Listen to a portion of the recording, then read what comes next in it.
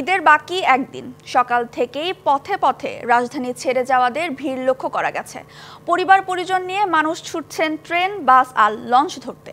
গত রাত 11টার পর কমলাপুর রেলওয়ে স্টেশন থেকে ছেড়ে আসা রাজশাহী, চট্টগ্রাম ও পঞ্চগড়গামী ট্রেনে ছিল যাত্রীদের উপচে পড়া ভিড়। প্রতিটি ট্রেন প্ল্যাটফর্মে আসার আগেই যাত্রীরা ট্রেনে ওঠার জন্য হুড়োহুড়ি করেন। কমলাপুর থেকে ছেড়ে আসা ট্রেনে যাত্রীর সমাগম ভরপুর থাকায় টিকিট কেটেও অনেকে ট্রেনে উঠতে পারেননি।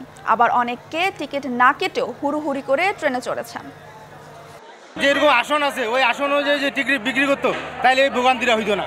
ওরা অতিরিক্ত টিকিট বিক্রি করার কারণে আমাদের এই অবস্থা। 10টা টিকিট বেচতে পারবো, বেচে লাইছে মনে করেন 15টা।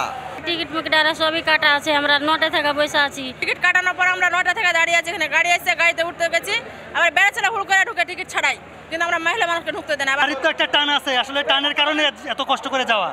আরও খবর জানাতে এয়ারপোর্ট রেল স্টেশন থেকে যুক্ত হচ্ছেন সহকর্মী বিজন কুমার দাস। বিজন, ট্রেনে ঈদ যাত্রার খবর আমাদের জানাবেন।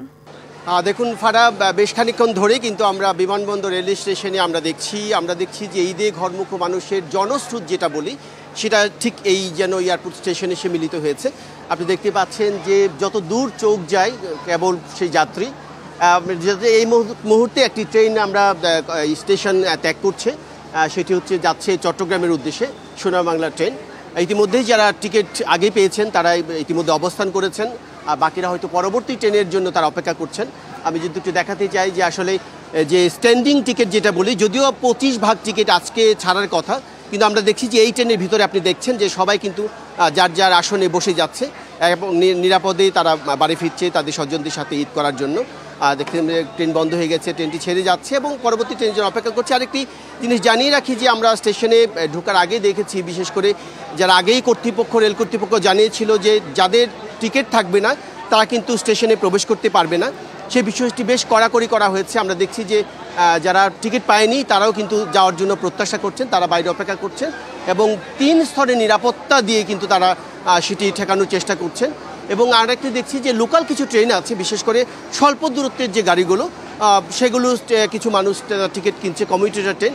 আমি যদি দেখাতে যাই যে আমার বাঁদিকে আরেকটি লোকাল ট্রেন, সেটি কমলাপুর যাবে।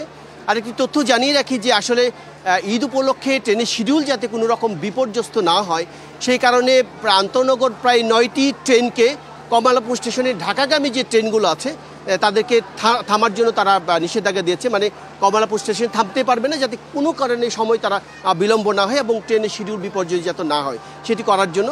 আর এমনি কমলাপুর স্টেশনে পরবর্তী নিউজে আমরা কমলাপুর স্টেশনে যাওয়ার চেষ্টা করব।